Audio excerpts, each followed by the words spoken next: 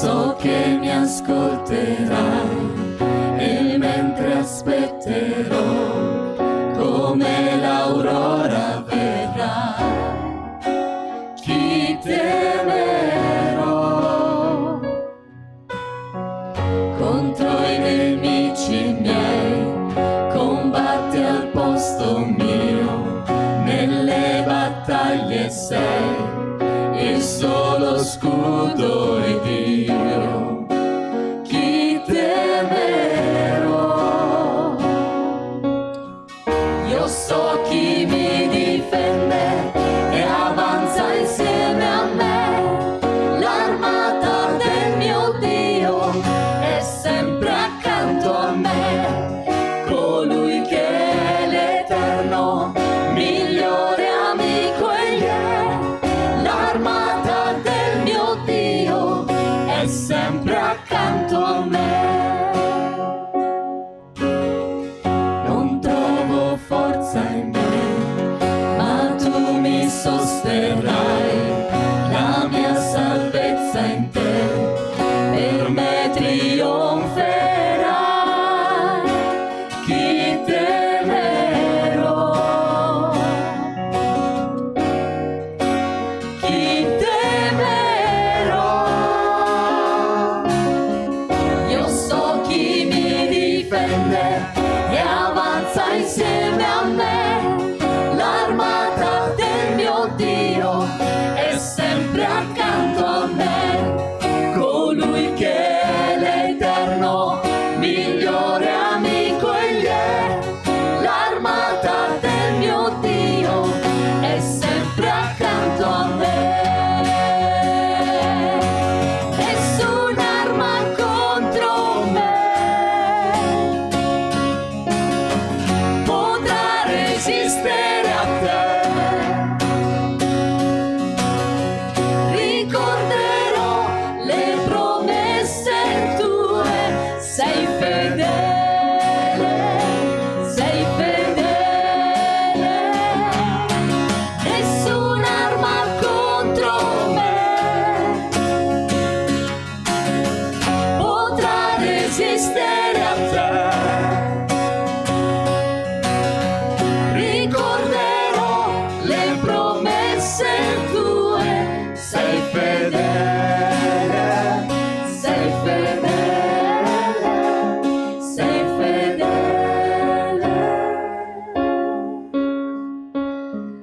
Io so chi mi difende e avanza insieme a me, l'armata del mio Dio è sempre accanto a me, colui che è l'Eterno, migliore amico egli è, l'armata del mio Dio è sempre accanto a me.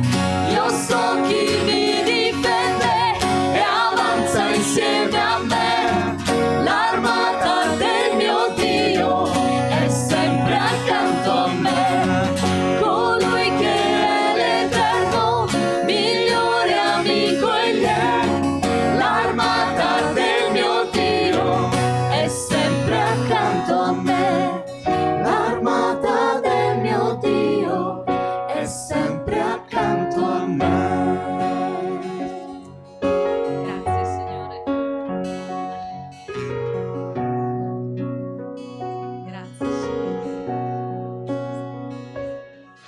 Signore, questa mattina vogliamo ringraziarti, benedirti Signore, innalzarti, aprire veramente questo culto con gioia, perché tu dichiari che sei sempre accanto a noi. La tua armata, Signore, un esercito che sta accanto a noi, Signore. Nessun'arma potrà ferirci se noi siamo vicini a te. Le circostanze possono darci questa impressione, ma noi sappiamo che siamo tuoi e siamo vicini a te e non ci importa delle circostanze. Signore, benedici questa mattina quei cuori che ti stanno cercando, Signore, e chi sta cercando una risposta da te. Signore, tu parli ai cuori e la tua parola cambia, trasforma, guarisce, battezza nello Spirito Santo. Ancora oggi noi lo crediamo. Signore, benedici questo culto questa mattina. i fratelli, le sorelle, ciascuno che ha un peso nel cuore, che possa metterlo ai tuoi piedi, Signore. Benedici ogni cosa che verrà fatta questa mattina nel nome di Gesù. Amen. Grazie, Signore. Alleluia.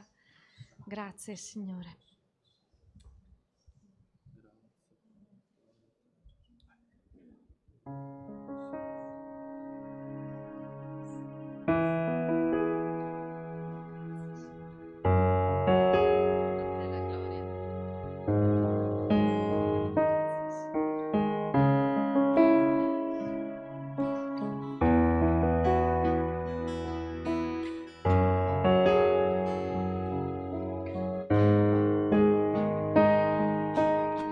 Gesù il Re di gloria viene sulle nuvole, gli angeli lo lodano.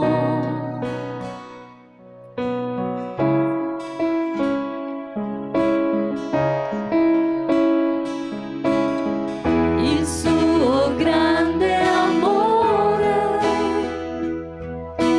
da noi la libertà, lodiamo Lui, lodiamo Lui. Chiesa, tutti insieme. Osanna, Osanna, Osanna su nei cieli. Osanna, Osanna, Osanna su nei cieli.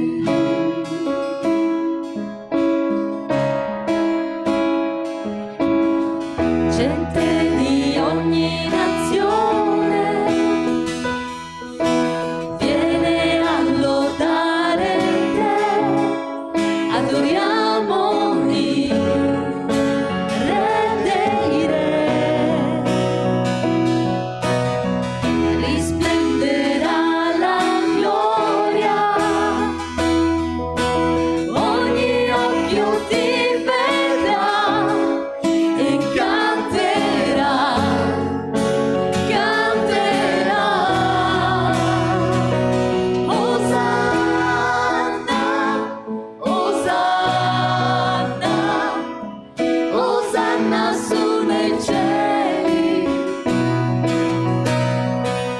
Osanna, Osanna, Osanna su nei cieli.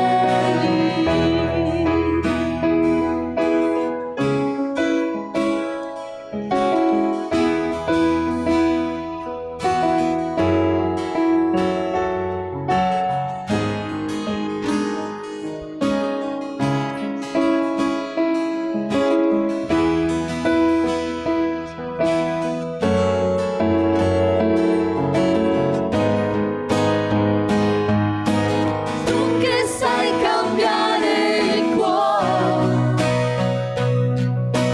cambiami Signor, cambia il mio mondo, fa che la tua volontà sia fatta in me.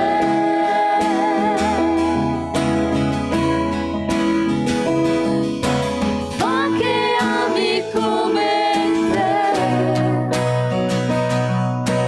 apri gli occhi miei che io veda il Re, tutto ciò che in me è tuo per sempre. Tutti insieme. Osanna, Osanna, Osanna su nei cieli. Osanna, Osanna, Osanna su nei cieli. Osanna, Osanna, Osanna su nei cieli. Osanna,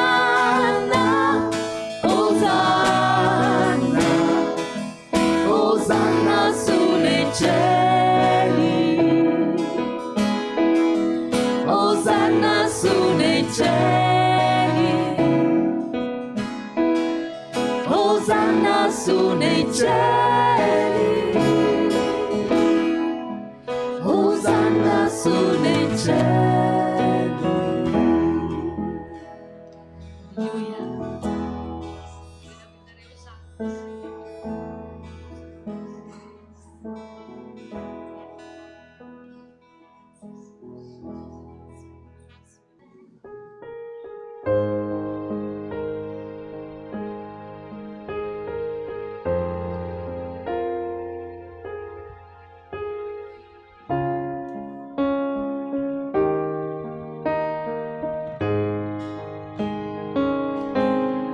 E se il mio spirito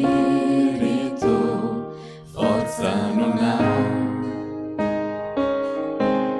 so che il tuo spirito lo rafforzerà. E se il mio occhio ha perso la luce, la tua presenza lo ravviverà. A volto scoperto io contemplo te, Gesù, come te io sarò,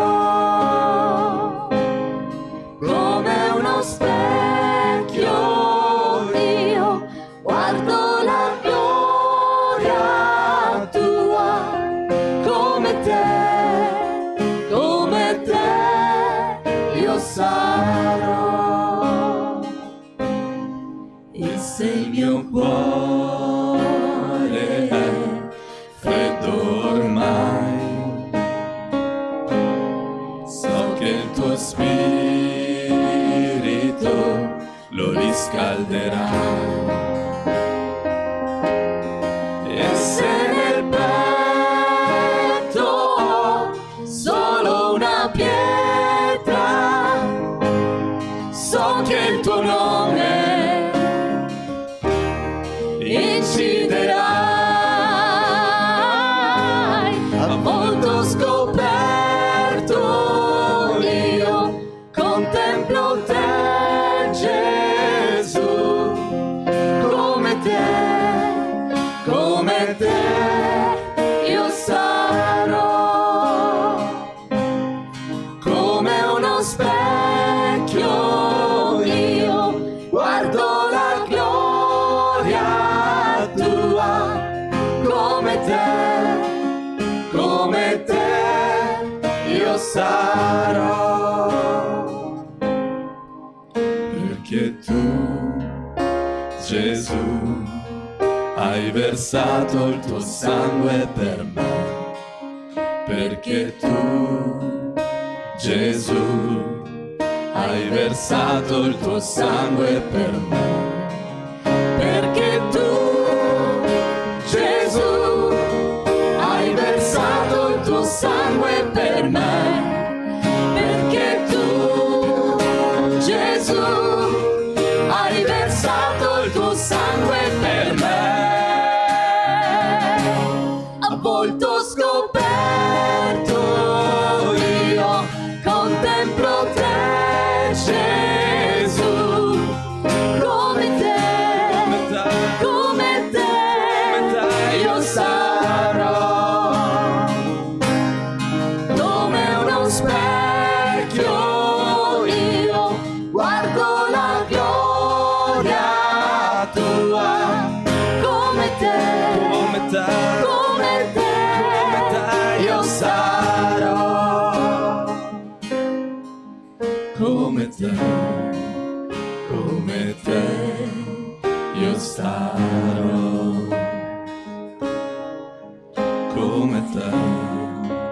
come te io sarò.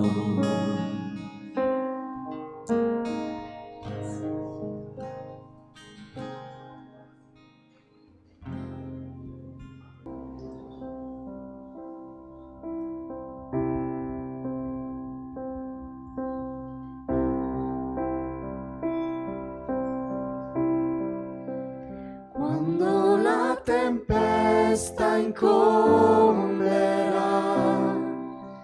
io mi eleverò con te sul mar.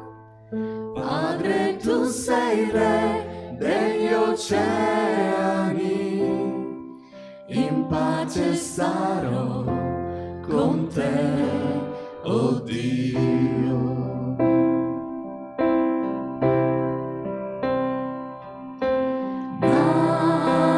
Nascondimi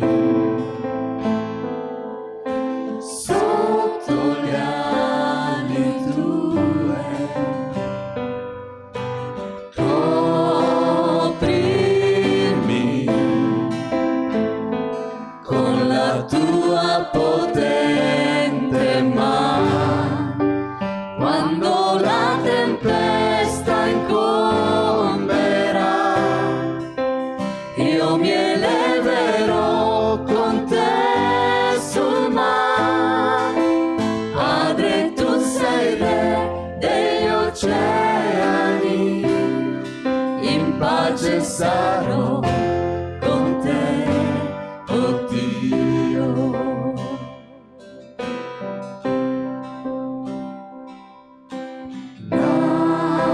L'anima mia riposa solo in te, nel tuo potere ho fede e tranquillità. Quando la tempesta incomberà, io mi eleverò con te sul mar. Padre, tu sei re degli oceani, in pace sarò con te, oh Dio. Quando la tempesta incomberà, io mi eleverò con te sul mar. Padre, tu sei re degli oceani, in pace sarò con te, oh Dio. In pace sarò con te, oh Dio. In pace sarò con te, oh Dio. Quando la tempesta incomberà, io mi eleverò con te sul mar. Padre, tu sei re degli oceani, in pace sarò con te, oh Dio. In pace sarò con te, oh Dio. In pace sarò con te, oh Dio.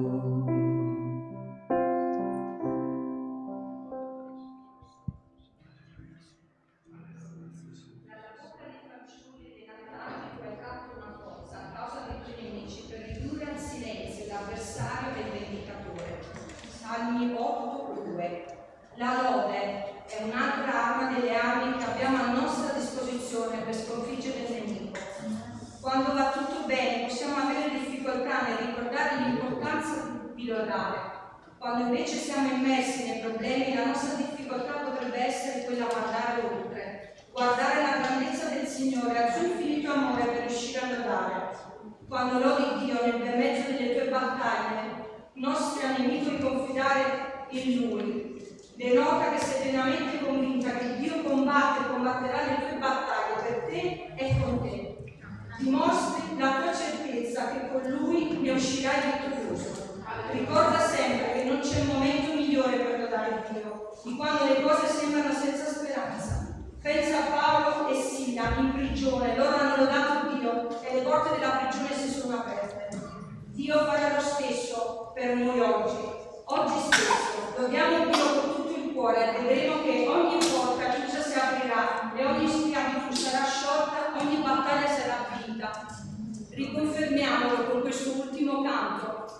che nella battaglia Dio è con noi. Lodiamolo con tutto il nostro cuore, con forza e potenza, affinché Lui veramente possa operare nelle nostre vite. Nel nome santo di Gesù. Amen.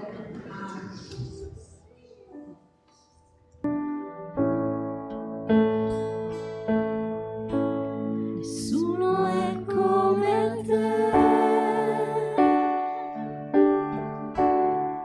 nessuno è come te,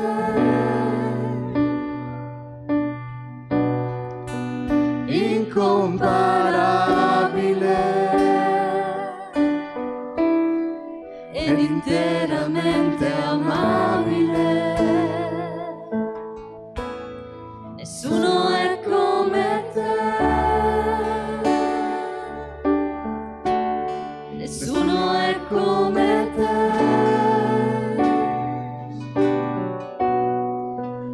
incomparabile ed interamente amabile. Io mi prostro innanzi a te, io mi prostro innanzi a te, per tutto ciò che sei. Io mi arrendo ai piedi tuoi, io mi prostro innanzi a te, io mi prostro innanzi a te, per tutto ciò che sei. Io mi arrendo ai piedi tuoi. Nessuno è come te, nessuno è come te, incomparabile ed interamente amabile. Nessuno è come te, nessuno è come te,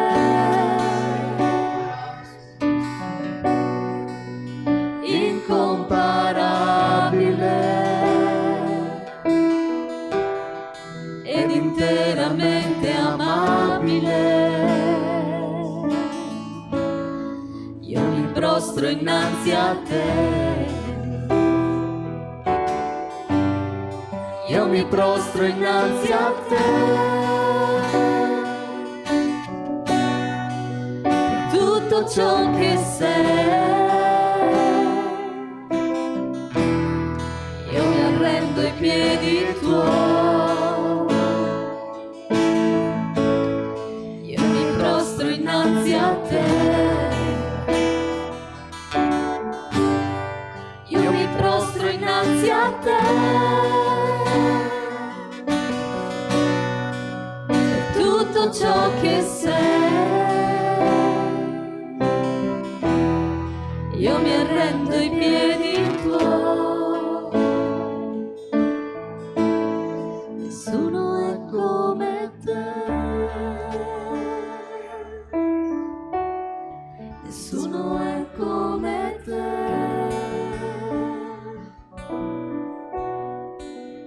incomparabile ed interamente amabile.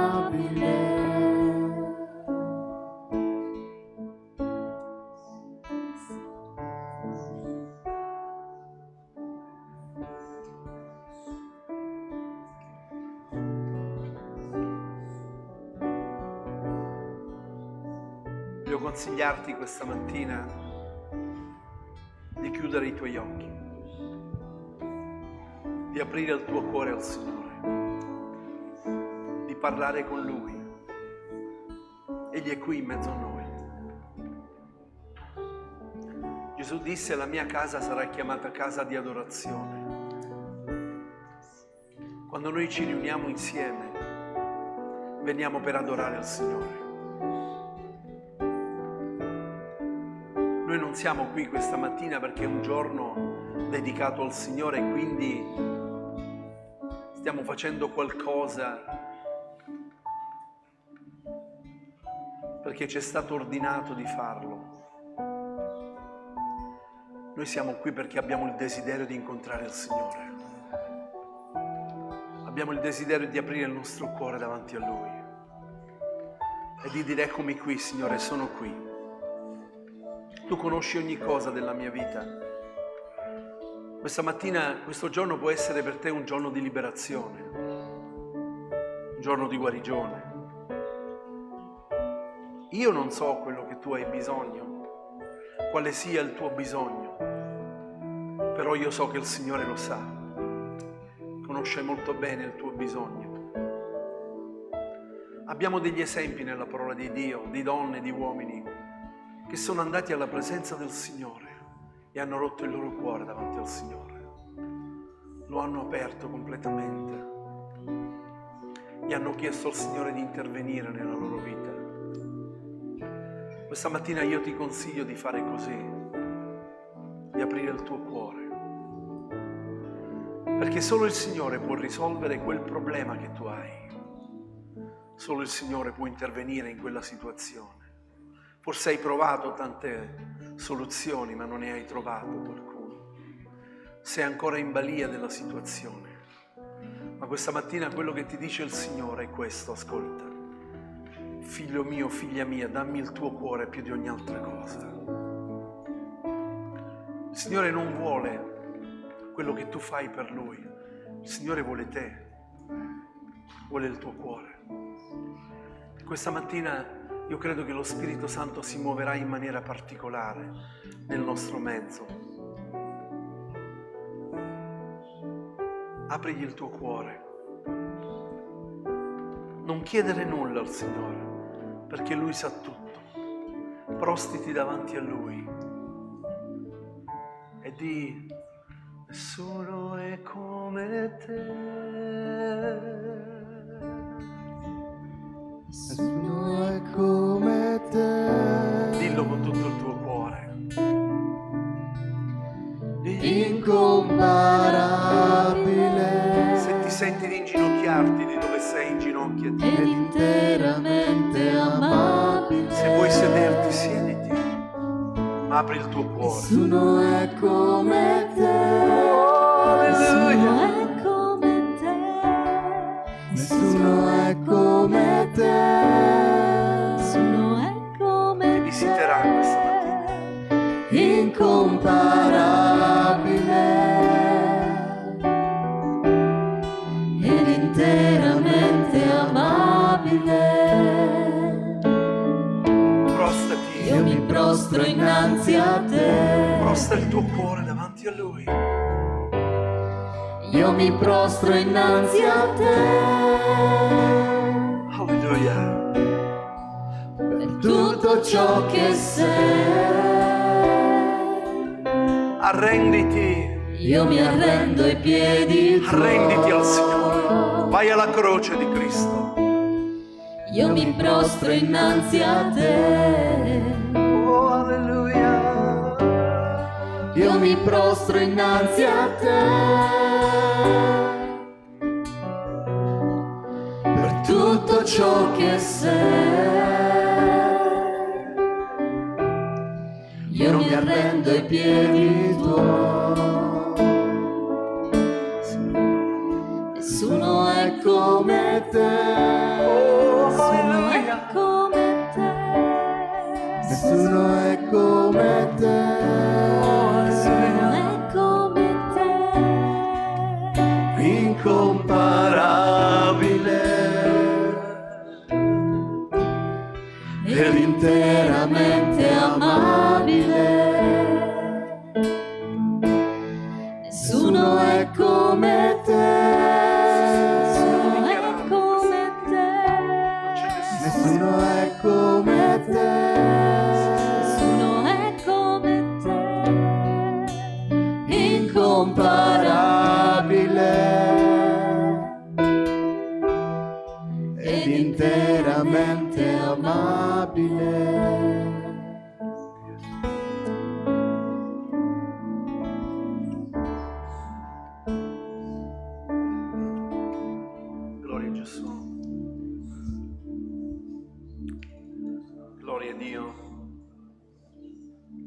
Amen, gloria a Dio. Adesso rivolgiamoci alla parola di Dio, così come la troviamo scritto in Geremia al capitolo 42. Alleluia, gloria a Gesù.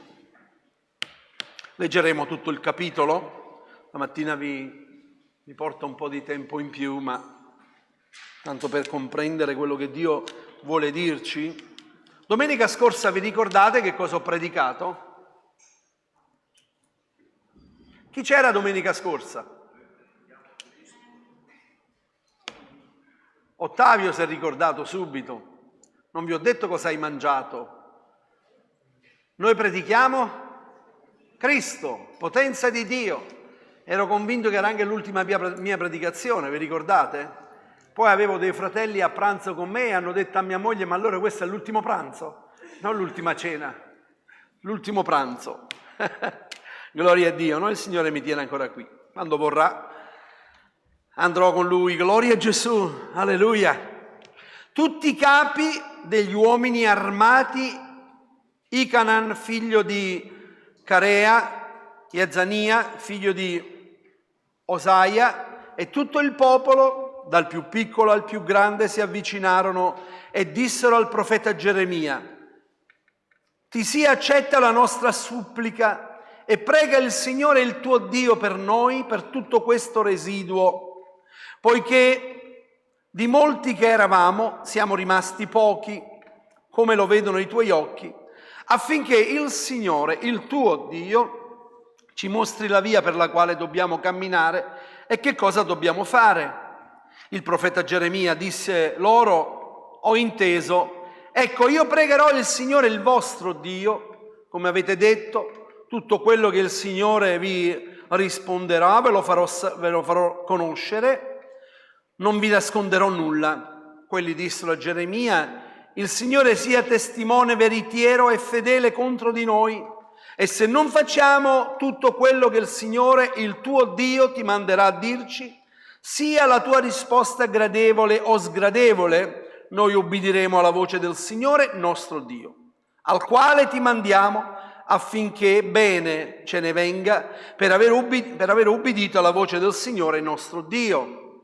Dopo 10 giorni la parola del Signore fu rivolta a Geremia, e Geremia chiamò Icanan, figlio di Carea, tutti i capi degli uomini armati che erano con lui e tutto il popolo, dal più piccolo al più grande, e disse loro: così parla il Signore Dio di Israele, al quale mi avete mandato, poiché io presentassi la vostra supplica.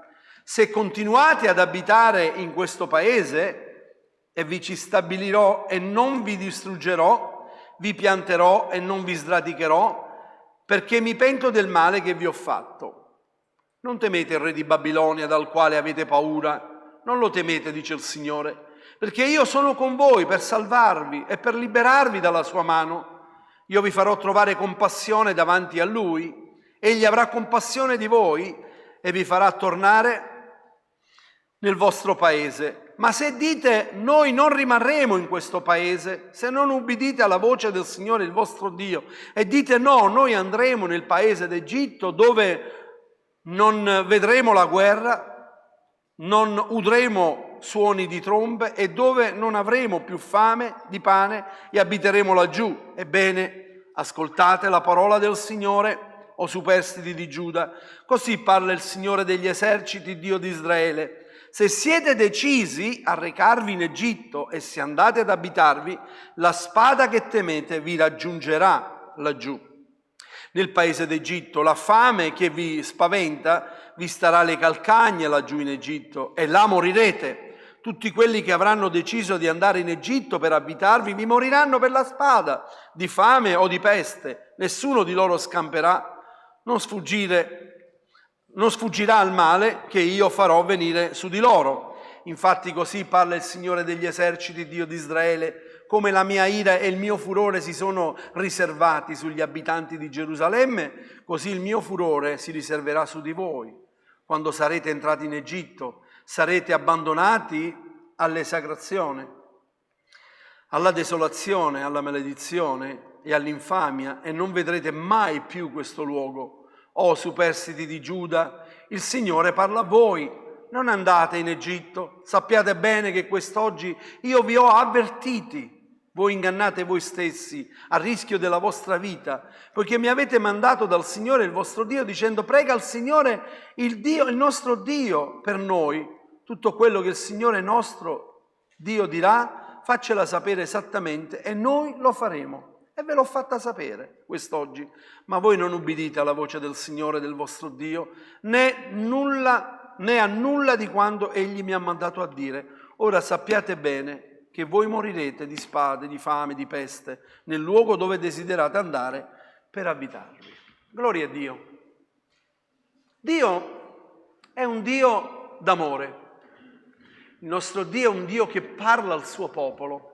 È un Dio che non ci lascia in balia delle situazioni e delle circostanze.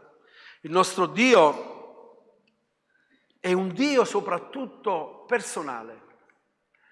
Non so se voi avete notato, ma la richiesta che loro fanno a Geremia, dicendo di andare a supplicare il suo Dio. Non dicono il nostro Dio. Geremia li riprende, se voi vedete il versetto, la parte finale del versetto 2, ti sia dunque accetto la nostra supplica e prega il Signore il tuo Dio per noi, per tutto questo residuo. Poi ancora il versetto 3, affinché il Signore il tuo Dio ci mostri la via. Poi il versetto 4, Geremia risponde: il vostro Dio.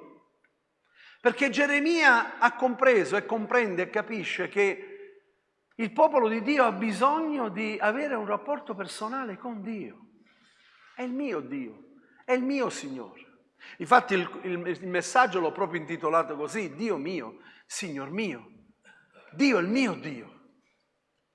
Dio ancora oggi desidera che il suo popolo possa dire, che io personalmente possa dire: Dio è il mio Dio.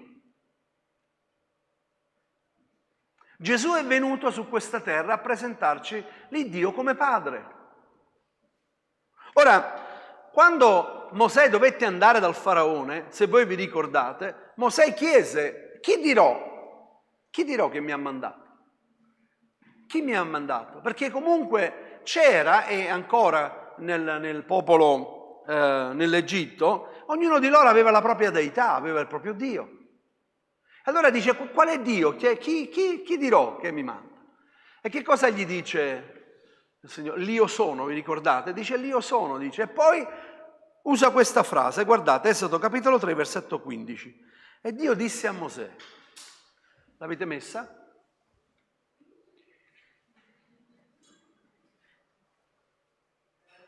Esodo 3,15. C'è? E Dio disse a Mosè: dirai agli israeliti: il Signore, il Dio dei vostri padri.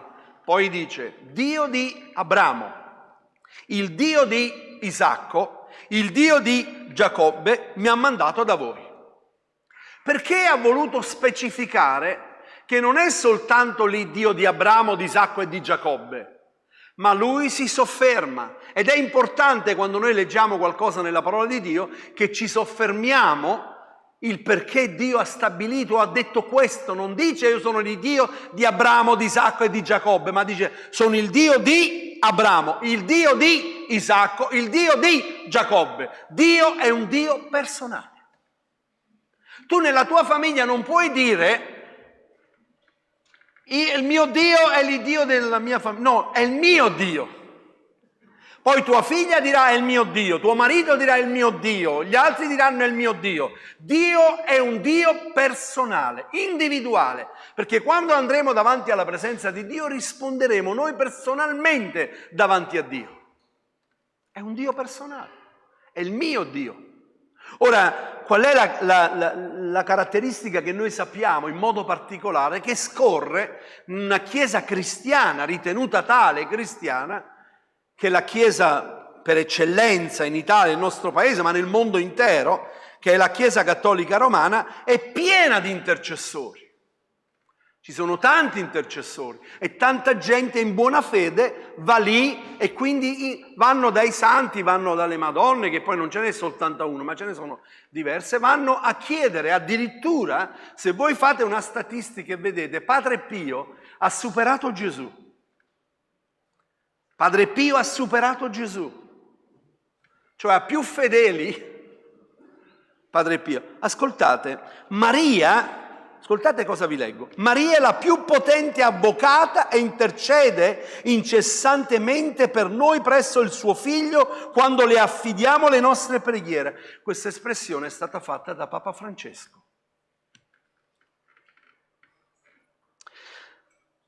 Ad Assisi, io sono rimasto scioccato. Ad Assisi, nella cappella di Padre Pio c'è una preghiera che va recitata per 9 giorni consecutivi. Chi va ad Assisi resta lì 9 giorni, ogni giorno recita una preghiera. Ora vi leggo quello del 9° giorno, solo per questione di tempo, ma vi leggo quello del 9° giorno. O San Pio, che sei sempre stato conforto per le miserie umane, degnati di volgere i tuoi occhi verso noi, che abbiamo tanto bisogno del tuo aiuto. Fa scendere su di noi le nostre famiglie e la materna benedizione della Madonna. Ottieni tutte le grazie spirituali e temporali di cui abbiamo bisogno. Intercedi per noi nel corso della nostra vita e nel momento della nostra morte. Così sia. Padre nostro e Ave Maria. Gloria al Padre. Questa è l'intercessione del 9° giorno. Di 8 giorni consecutivi potete andarli a vedere, potete andare a vedere gli altri giorni che ci sono, che tipo di intercessione viene fatta. Dio ci aveva dato in uno dei comandamenti: tu non ti prostrerai davanti a nessuna scultura, immagine, tu adorerai il Signore Dio tuo con tutto il tuo cuore. E quindi noi dobbiamo andare direttamente al Padre. Gesù, quando è venuto su questa terra, ci ha insegnati, ed è l'unica volta che Gesù insegna una preghiera ai Suoi e ci insegna il Padre nostro. Non troviamo altro, ci insegna il Padre nostro. L'unica preghiera che Gesù ha insegnato ai Suoi discepoli è Padre nostro. È vero che la Chiesa Cattolica ha delle intermediari, ma guardate che la Chiesa Evangelica non ha sculture, non ha immagini, perché non faremo mai questo errore noi, ma abbiamo altri intermediari. Abbiamo altri intermediari, purtroppo. Come dicevo domenica scorsa, fratelli, io sto facendo questa predicazione per fortificare la Chiesa del Signore e per mettere in luce quello che sta succedendo, quello che avviene. E io sono chiamato a fare questo. Noi non dobbiamo innalzare nessun uomo, chiunque esso sia. E Dio non ci ha chiamato ad andare da loro a confessare o ad aprire oppure dire: sai, prega per noi, prega per me. Prega per me. È un modo di intercedere, no? Intercessione. Ma poi chiedi a questa persona: ma tu ti sei rivolto al Signore? Perché è vero che il Signore ci ha detto: pregate gli uni per gli altri, è un comando, onde siate guariti, confessate i vostri peccati gli uni agli altri, dice la parola di Dio, ma non ci chiama ad essere intermediari e intercessori. Il tuo rapporto con il Signore. E Gesù ci ha insegnato questo. Gesù è venuto su questa terra per insegnarci questo. E vuole ancora adesso, nella Chiesa del Signore, aprire gli occhi a quanti invece cadono da questa situazione. Noi evangelici, dalla verità che conosciamo, abbiamo una conoscenza della parola di Dio, mai ci inginocchieremo davanti a una scultura, davanti a un'immagine, o mai andremo da un santo o da altri per poter essere l'intercessione. Ma a volte, senza neanche accorgercene, ci mettiamo in mezzo al Signore qualcosa.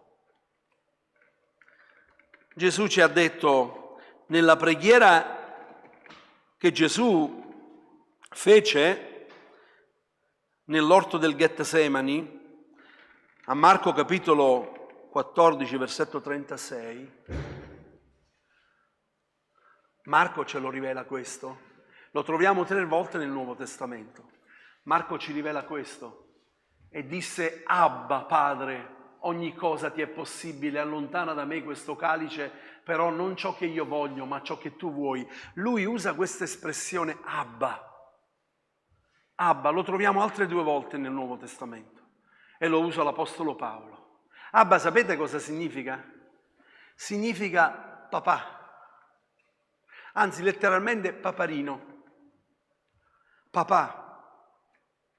Gesù ci sta dicendo che noi dobbiamo andare al Padre. Dobbiamo andare a Lui. Dobbiamo parlare con Lui.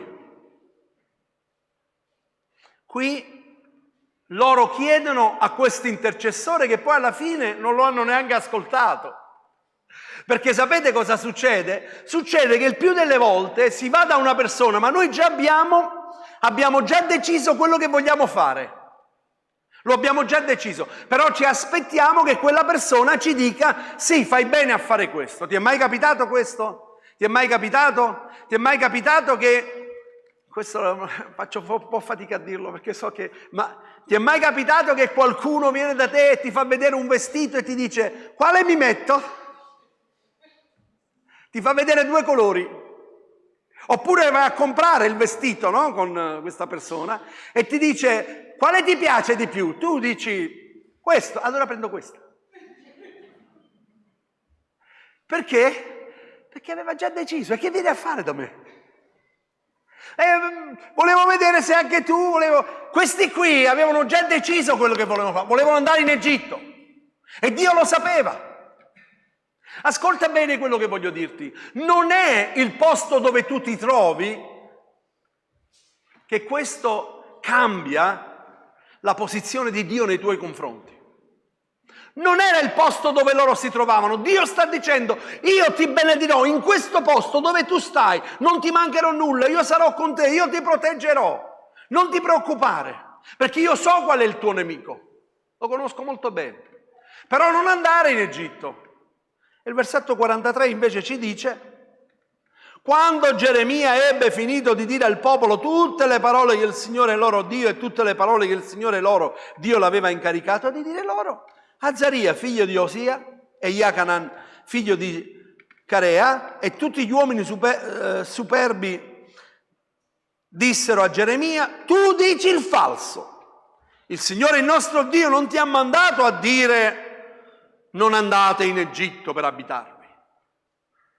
Tu stai dicendo il falso, perché quello che a me non piace, quello che tu mi dici che a me non piace, mi stai dicendo il falso. Non va bene. Ti è mai capitato questo? Sì, perché a volte noi vogliamo che le cose, dobbiamo dire delle cose che piacciono alle persone, che piacciono a loro. Ma quanti sanno che Dio ti ama più di quanto tu possa immaginare? E Dio desidera il meglio per te. E se Lui ti dice qualcosa, te lo sta dicendo per il tuo bene. Non te lo dice per il tuo male. Ma loro gli dicono: tu dici il falso. E allora prendono una posizione e vanno in Egitto. E quello che il Signore gli aveva profetizzato è accaduto. Più volte io mi sono sentito dire: il Signore mi ha detto, il Signore ha detto, il Signore ha parlato, il Signore ha fatto. E poi dopo è venuto fuori che quale Signore gli avrebbe detto, perché quanti sanno che non c'è un solo Signore, ma c'è anche qualcun altro che si fa chiamare Signore e non lo è. E parla e noi gli ascoltiamo. Voglio dirti questo, fratello mio, sorella mia. Dio sa come parlare al tuo cuore. Dio sa dove tu abiti. Dio conosce il tuo numero di telefono. Dio sa come arrivare a casa tua e parlare alla tua vita. Non hai bisogno di ascoltare qualcuno che ti dice: fai così. Lascia che il Signore parli alla tua vita. Perché quando tu ascolti la voce del Signore, allora potrai dire sì. E anche se questa cosa per te ti costa, non ti preoccupare. Fallo, perché Dio ti premierà, Dio ti innalzerà, Dio ti benedirà. L'Apostolo Paolo dice anche lui in Romani capitolo 8, versetto 15, voi infatti non avete ricevuto uno spirito di schiavitù per recarvi nuovamente nella paura, ma avete ricevuto lo spirito di adozione per il quale gridiamo Abba Padre, Abba Papà, Abba Padre. L'Apostolo Paolo sta dicendo, voi avete un Padre in cielo e dovete andare al Padre. Era importante. Galati capitolo 4, il versetto 6, l'Apostolo Paolo in quest'altro verso dice: ora perché voi siete figli, Dio ha mandato lo Spirito del suo Figlio nei vostri cuori che ci fa gridare Abba Padre. Noi abbiamo uno Spirito del Signore nella nostra vita che ci fa gridare al Signore Papà, Padre. Padre nostro che sei nei cieli, Dio ci ha rivelato, Gesù ci ha rivelato il rapporto con il Padre, non è più un tramite, un mezzo, un uomo che nell'Antico Testamento veniva investito e quindi veniva usato per parlare al popolo di Dio. Noi siamo nell'era del Nuovo Testamento, siamo sotto la grazia, lo Spirito Santo è sparso sulla Chiesa e quindi ognuno di noi deve avere il rapporto personale con il Signore. Tu devi sentire il Signore, devi sentire la sua voce, perché un giorno il Signore dirà: vieni avanti, perché? Perché tu hai udito la mia voce, perché le mie pecore ascoltano la mia voce, non ascoltano la voce del pastore della chiesa che ti può portare chissà dove. Purtroppo molti uomini si sono innalzato, autorità, ascolta la voce del Signore. E se stai seguendo un servo di Dio, aiutalo a servire il Signore meglio nell'opera di Dio.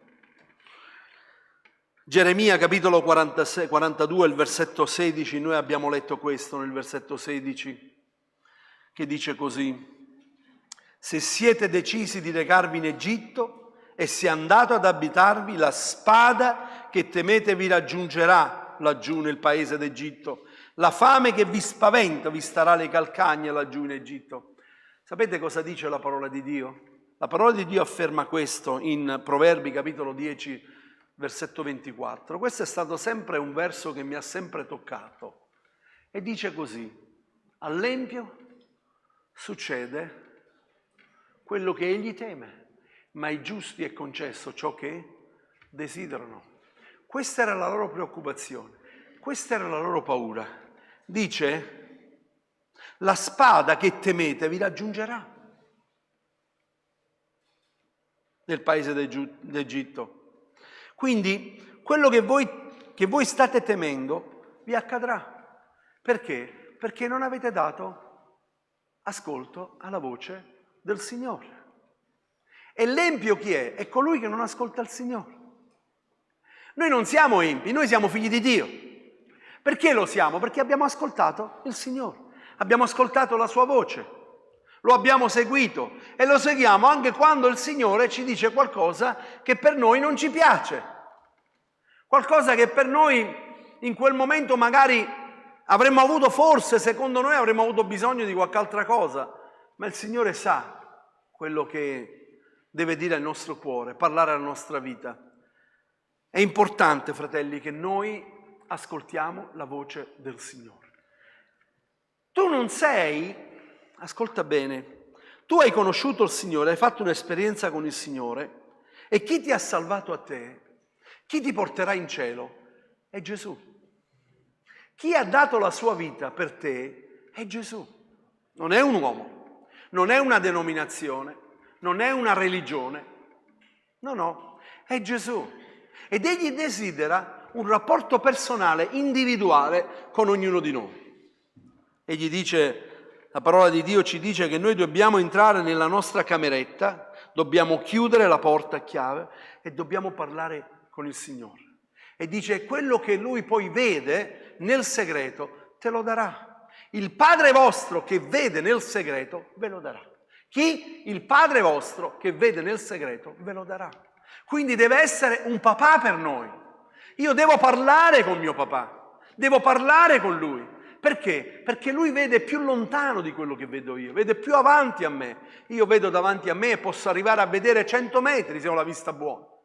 Ma poi oltre non vedo, non so cosa c'è di là, ma il Padre sa cosa c'è di là.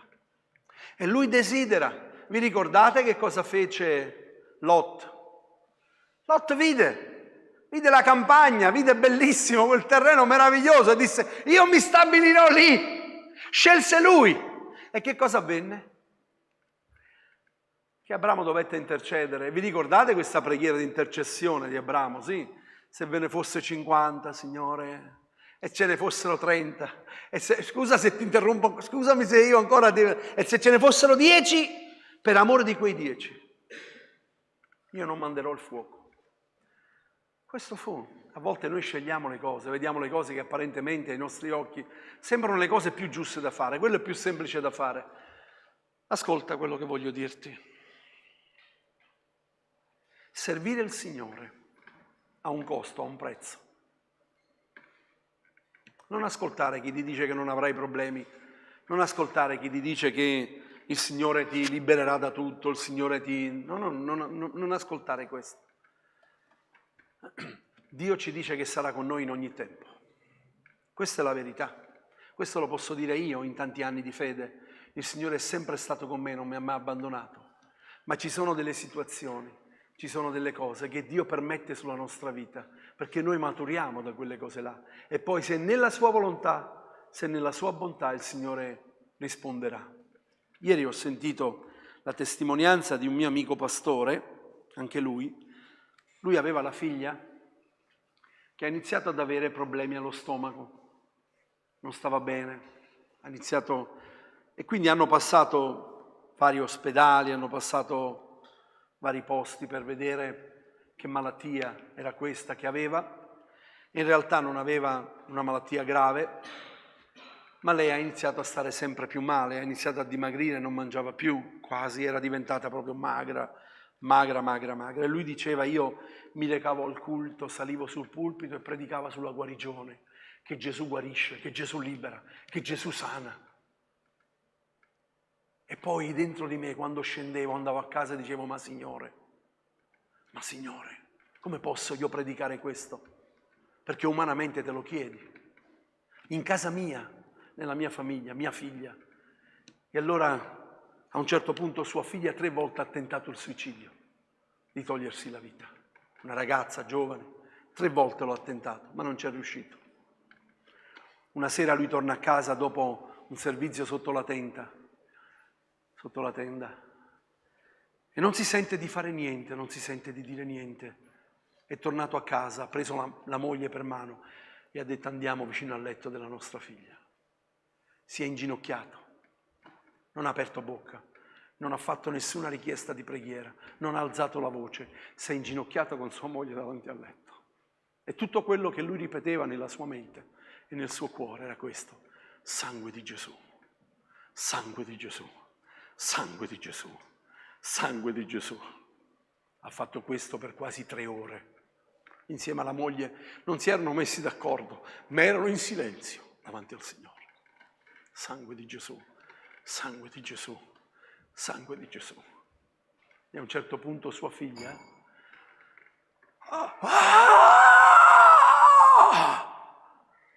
come se avesse avuto una liberazione. Si è alzata e ha detto che è andata in cucina, si è seduta, ha aperto il frigo e ha iniziato a mangiare. E loro l'hanno guardata, ha iniziato a mangiare, ha detto: ha mangiato il latte e i biscotti e non ha vomitato. Ha preso dopo, si è fatto una fetta di carne più tardi, l'ha mangiata e non ha vomitato. Ha iniziato a vedere una guarigione, una liberazione su sua figlia. Non ha chiesto nient'altro, non ha fatto nessuna preghiera, ha invocato il sangue di Gesù. Perché questo? Perché nel sangue di Gesù c'è guarigione, c'è liberazione. Il sangue di Gesù è potente. Quanti lo credono questa mattina? Sangue di Gesù è potente. Quel sangue di Gesù ci ha comprati, ci ha resi figli di Dio. Siamo stati comprati a caro prezzo, non con oro e con argento, ma col prezioso sangue di Cristo Gesù, il Signore. E non lo dimentichiamo mai che il sangue di Gesù ancora oggi è potente da cancellarci da ogni macchia di peccato fino all'ultimo istante della nostra vita, che noi raggiungeremo il trono della grazia di Dio. Noi possiamo invocare il sangue di Gesù e saremo liberati. Così dice la parola di Dio: noi abbiamo un avvocato presso il trono della grazia, Gesù Cristo il Signore. E allora ha detto: mia figlia ha iniziato a prendere chili, ha iniziato completamente E sapete, prima che succedesse tutto questo, lei era fidanzata e aveva annullato il matrimonio con il suo fidanzato, aveva detto non possiamo più sposarci. E il papà stesso aveva detto guarda, è meglio mollare, perché lei è convinta proprio, diceva papà io voglio morire, voglio andare con il Signore, non posso vivere così.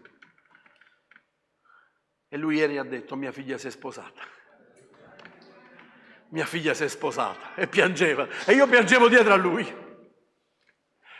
Perché noi abbiamo un Dio grande, ma se tu non fai di Gesù il tuo Signore, se tu non fai di Dio Padre il tuo Dio personale, individuale, non dedichi agli altri il rapporto che tu devi avere con Lui, tu non ti incontrerai mai con il Signore, continuerai a delegare, e nella misericordia di Dio, Dio potrà anche rispondere, ma tu non avrai mai un rapporto personale con il Signore. Tu potrai essere iscritto a 100 chiese evangeliche, tu potrai aver firmato tanti documenti per appartenere in quella chiesa, ma se tu non ti sei lavato col sangue di Gesù, quel giorno il tuo nome nel libro della vita non lo troverai scritto.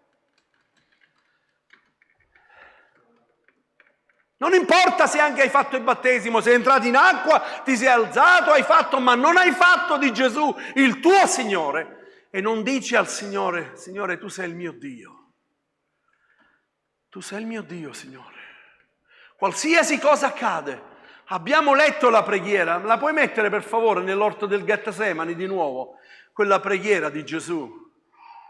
Gesù dice al Padre, papà, Abba, Padre. Era Gesù, il Figlio di Dio. Sta vedendo davanti a lui quello che avrebbe dovuto soffrire per il Signore. Egli dice, Padre, ogni cosa ti è possibile. Allontana da me questo calice, però non ciò che io voglio, ma ciò che tu vuoi. Questo vuol dire sottomettere la propria vita alla volontà del Padre. Se Dio non ci risponde, ce ne andiamo via. Se Dio non risponde alla mia preghiera, Dio sto pregando, sai pastore, ma Lui non risponde ancora. Signore, non la mia volontà, ma la tua volontà sia fatta. E quel servo di Dio, pastore, ha detto, Signore, mia figlia è nelle tue mani. Tu me l'hai data. Sia fatta la tua volontà. E ha iniziato a invocare il sangue di Gesù, sangue di Gesù, sangue di Gesù. Quando noi guardiamo Cristo su quella croce, noi ci vediamo, ognuno di noi si vede rispecchiato su quella croce e vede che eravamo peccatori e quella la meritavamo noi. Ma Cristo ha preso il nostro posto, è morto per noi. Non possiamo continuare ad essere semplici cristiani evangelici. Apparteniamo, conosciamo la verità, siamo iscritti in qualche chiesa. Noi dobbiamo fare del nostro Dio, il mio Dio, il mio Signore. E allora posso garantirti che la tua vita cambierà. Allora posso garantirti che tu non ti riconoscerai più. Perché? Perché lo Spirito Santo inizierà a invadere sulla tua vita. Inizierà a cambiarti, a trasformarti. E le persone che sono intorno a te vedranno un cambiamento nella tua vita. Vedranno che tu non sei più lo stesso. Perché? Perché la tua vita non ti appartiene più a te, ma appartiene al Signore. Gesù ci disse che chi lo voleva seguire che cosa doveva fare? Doveva rinnegare, cioè dovevi cancellare te stesso, devi morire a te stesso. Ci sono ancora molti nella Chiesa, questa e tante altre chiese, che invece non sono ancora morti a se stesso, ma hanno ancora i piedi ben piantati per terra e non si lasciano trasportare dalla fonte della benedizione. E continuano ad ascoltare quelli che gli altri dicono, quelli che gli altri ti dicono, ma sai, ma è così, ma sai. Vai al Signore e ascolta quello che Lui ti dice. Ascolta quello che Lui ti dice. Ascolta, io l'ho sempre detto e lo continuerò a ripetere. Nel momento in cui, in questa Chiesa, parlo della Chiesa dove il Signore mi ha chiamato al ministero pastorale, non si predica più la parola di Dio e non sentite più questi tipi di predicazione, scappate. Scappate via. Andate via. Correte. Andate in altri posti. Non cercare una chiesa più vicina a te. Cerca una chiesa che è più vicina alla parola di Dio. è attaccata alla parola di Dio. Non cercare un pastore che ti accarezza, che ti dice oh, che bello che sei, vai avanti così, non ti preoccupare, perché un giorno ti troverai all'inferno, tu e il pastore, e vi terrete per mano. Cerca qualcuno che ti riprende, ma ti riprende con amore, e ti dice facciamo la volontà di Dio. Ti costa qualcosa, non ti preoccupare, ti costerà qualcosa.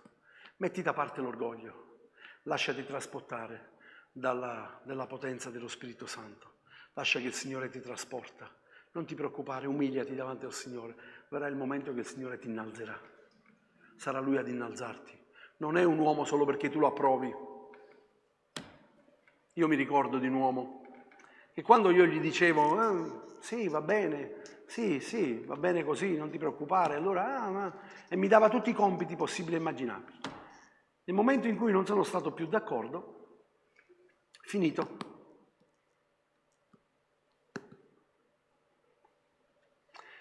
E io questo voglio dirti questa mattina e concludo.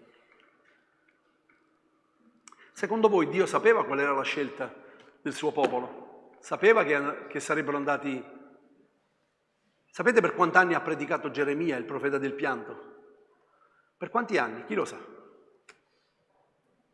40 anni. È stato in prigione, è stato messo...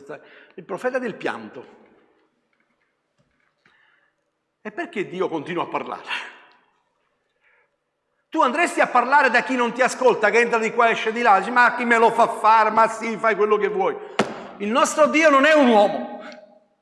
Il nostro Dio non è il pastore della Chiesa, non è il sottoscritto, che se tu non mi ascolti dico ciao, il Signore ti benedica, vai dove vuoi. No, Dio non ti lascia. Dio ti viene dietro e ti continua a parlare alla tua vita. E forse ti dice vai di nuovo dal pastore, lascialo perdere, ma vai di nuovo, là. Perché il nostro Dio è un Dio d'amore e noi questo termine non sappiamo nemmeno che cosa significa. Dio è un Dio d'amore. Lui non ti lascerà e non ti abbandonerà mai, fino all'ultimo istante della tua vita. Io ho potuto vedere proprio nell'ultimo giorno di morte chi aveva sbagliato, chi se n'era andato, chi era commesso, chi aveva fatto delle cose, nell'ultimo giorno ha detto Signore perdonami, abbi pietà di me. Pensate che quella preghiera sia stata accolta oppure no dal Signore? Io lo credo, io lo credo con tutto il mio cuore. E allora questa mattina voglio dirti questo, da parte del Signore. Noi vogliamo essere una Chiesa che sa ascoltare la voce di Dio. Vogliamo essere una Chiesa che dipende dalla bocca del Signore. Vogliamo essere una Chiesa che ognuno di noi ha un rapporto personale con il Signore. Tutti i compiti che voi vedete in questa Chiesa, qualsiasi esso sia, corale che adesso stiamo formando, pensate che abbiamo già avuto inviti per la corale che stiamo formando, le cose stiamo formando, non ha motivo di esserci e nessuno può essere, adatto a questo se non ha un rapporto personale con il Signore. Perché noi non siamo capaci di cambiare nessuno, Silvia non è capace di cambiare nessuno, io non sono capace di cambiare nessuno. Noi desideriamo che la Chiesa possa glorificare il Signore. Ma sapete quando voi cantate che state lassù, che cosa vedono in voi? Una donna una volta ce l'ha detto. Ho sentito tante persone cantare, ma quando siete venuti voi ho visto che avevate qualcosa che io non ho. Vi ricordate? Ce l'ha detto nell'ultimo concerto, vero Silvia? A Pianezza. E l'ha detto pubblicamente, qualcosa che voi avete, che gli altri non hanno. E cos'è questo? È Gesù il Signore nella nostra vita. Non sono più io che vivo, ma è Cristo che vive in me. E il Signore sta chiamando al popolo di Dio, sta chiamando attraverso predicatori, pastori che predicano la parola, senza crearsi nessun problema di numeri, non numero, chi c'è, chi non c'è. Noi in cielo non portiamo un numero. Il Signore non dirà, avevi 150 persone, avevi 200, avevi 500, avevi 300. Il Signore dice, predica la parola, insisti in tempo e in fuori di tempo. Questo è quello che ci dice il Signore. E noi vogliamo fare quello che il Signore ci chiama a fare. Amen? Alziamoci in piedi, per favore. Volete alzarvi? Gloria a Dio. Semplicemente vorrei che tu chiudessi i tuoi occhi e inchinassi il tuo capo. E io non faccio nessuna preghiera, ma sei tu che farai la preghiera questa mattina al Signore. Sei tu personalmente che ti lasci guidare dallo Spirito Santo è che fai una preghiera al Signore e quindi dichiari apertamente se sei figlio o non figlio di Dio. Se tu appartieni alla Chiesa evangelica, ti sei iscritto in questa Chiesa, hai firmato di essere membro di questa comunità, ma in realtà non sei ancora un figlio di Dio, una figlia di Dio. Tu che mi stai seguendo online, che stai vedendo questo culto, e magari appartieni a un'altra Chiesa, a un'altra denominazione, vai in Chiesa, ma in realtà tu sai di non essere un figlio di Dio. Questa mattina io desidero che tu possa fare una preghiera nel tuo cuore, possa confessare il tuo peccato davanti al Signore e possa dire: Signore, scrivimi nel libro della tua vita, perché io voglio essere un tuo figlio, voglio essere una tua figliuola. Perdonami quante volte ho delegato agli altri di pregare per me e non l'ho fatto io personalmente, perché io desidero ascoltare la tua voce, desidero avere quel tempo di comunione con te. Tu non puoi dire a tuo marito attraverso un'altra persona: dille che lo amo. Devi andare tu personalmente, lo devi guardare negli occhi e devi dire: io ti amo. Tu non puoi andare da tua moglie e far dire a qualcun altro: dille che l'amo. No, devi andare tu personalmente, la devi guardare negli occhi, perché lei ha bisogno di guardarti negli occhi e vedere quello che tu stai dicendo e dargli il suo cuore. È quello che il Signore dice questa mattina: figlio mio, abbiamo sentito all'inizio, è vero? Dammi il tuo cuore più di ogni altra cosa e i tuoi occhi non prenderanno piacere nelle cose di questa vita. Gloria al tuo nome. Solo pochi minuti per favore. Alleluia.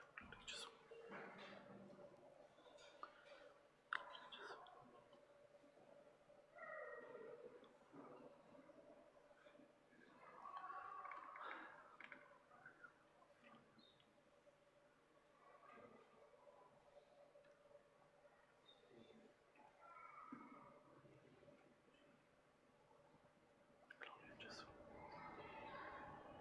Signore, grazie.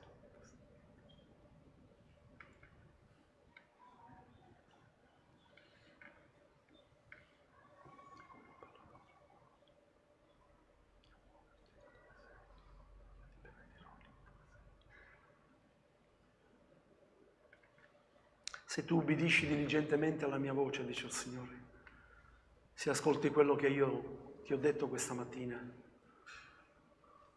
io ti benedirò, io ti fortificherò, tu vedrai la mia mano nella tua vita, tu vedrai una liberazione, quello che ti stai aspettando nella tua casa, nella tua famiglia. Stai fermo, dice il Signore, non muoverti da dove io ti ho messo, perché è lì dove io ti voglio, dice il Signore. Io continuerò a parlare al tuo cuore, perché io desidero il bene per te.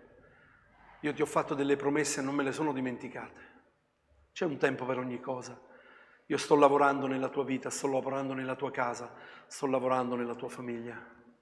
Non ti preoccupare, anche se tu non vedi, io sto lavorando.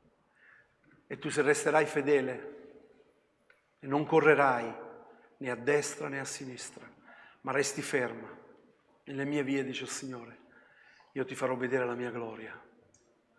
Così dice il Signore. Alleluia, gloria a Gesù. Grazie Signore. Alleluia, gloria a Dio, grazie Spirito Santo. Gloria a Gesù. Amen. Gloria a Dio. Dio ci benedica. Buona domenica a tutti quanti voi. Signore ci benedica.